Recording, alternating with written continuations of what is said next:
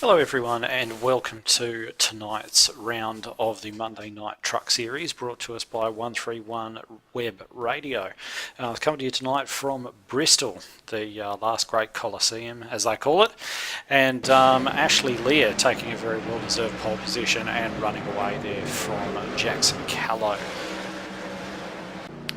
Todd Maxfield actually looks as though he started from the pit lane and with a short track like this managed to go a lap down very early on. You can see him just avoiding, or being avoided more to the point, by the leaders there, just being rounded up on the outside by the number 17 of Shane Witt, as well as the number 40 of Mitchell McLeod, who's right there on the hammer of Jackson Callow now.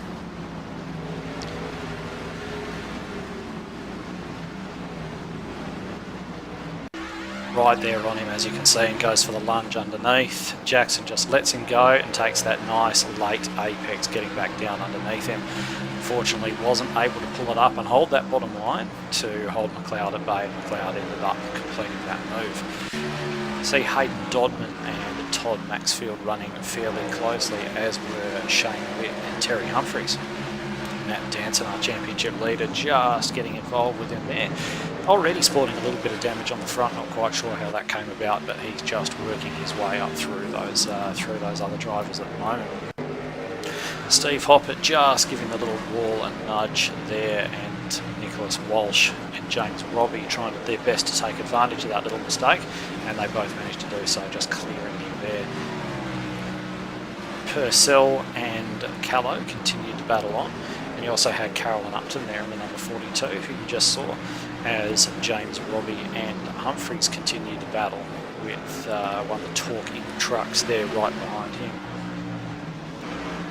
Looks as though Purcell gets into the back of Callow, which is Dodman's gone into the back of him, and Maxfield's gone into the back of him, turning just about all of those guys around. I think Maxfield may have been the only one to escape unscathed, but Hayden Dodman's teammate Ashley Lear led away from the next restart. Shane Witt was having a good run. He was up there for most of the night as Matt Danson makes his way through past Nicholas Walsh and just pulling up onto the back of Steve Hoppert there as well. We're used to seeing Matt running up the front with the leaders, but he certainly wasn't early on, starting from a reasonably low grid position. See Maxfield and Walsh just probably running each other out of room and getting up, probably just testing the integrity of that outside fence a little bit.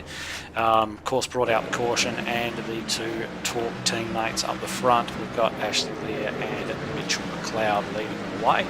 Danson just continuing to pick his way through James Robbie and Hayden Dodman, a couple of the other fast guys looking to make a little bit of progress through the field as well. Pit stops coming into play by this stage of the race. See a couple of trucks carrying a bit of damage now, James Robbie amongst them.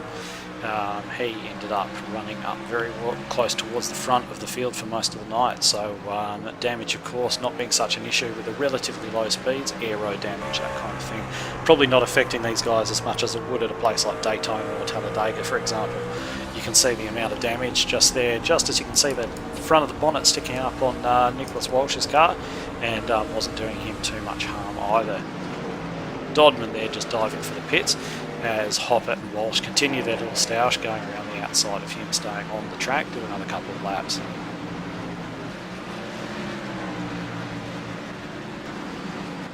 Matt Danson running up into the wall there also.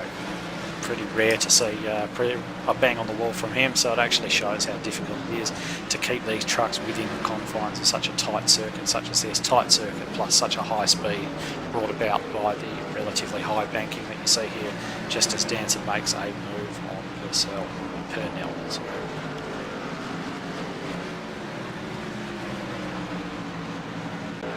See Purnell there just holding the outside. How unlucky was Nicholas Walsh there. He's just managed to get caught as Purnell's recovered himself after banging the wall.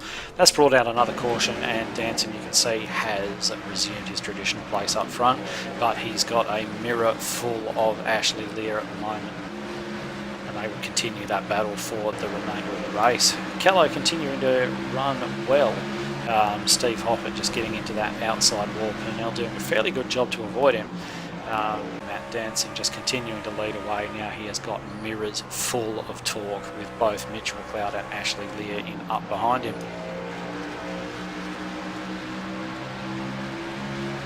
Just see Hopper getting a little bit loose there, trying to hold that bottom line, and wasn't able to hold it up down low enough as Purnell gets taken out there. He's actually managed to spin himself as well there, Steve. So that's brought out another caution on the restart. It's been the same scenario again with Matt Danson trying his best to outrun the two talking trucks running in behind him. Always trying to hold that high line, very difficult. Yeah, high line is the fastest line here, but trying to hold that around the outside without rubbing the wall is a skill in itself.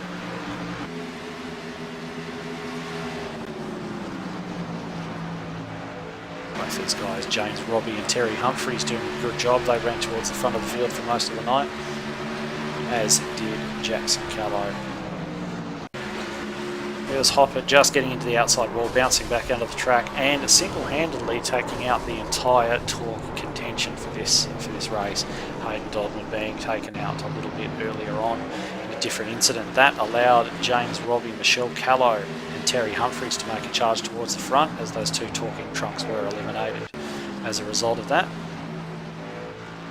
Matt Danson, though, as ever, manages to come through the carnage and cross the line in first place. Second place going to Jackson Callow, and James Robbie will be very happy to round out the podium in third place. So action-packed round. There weren't actually too many trucks left running on the lead lap, as there was quite a lot of green flag running. There was only the top 4 left. So we'll see if there's a similar scenario next week, around 11 at Richmond. So join us then.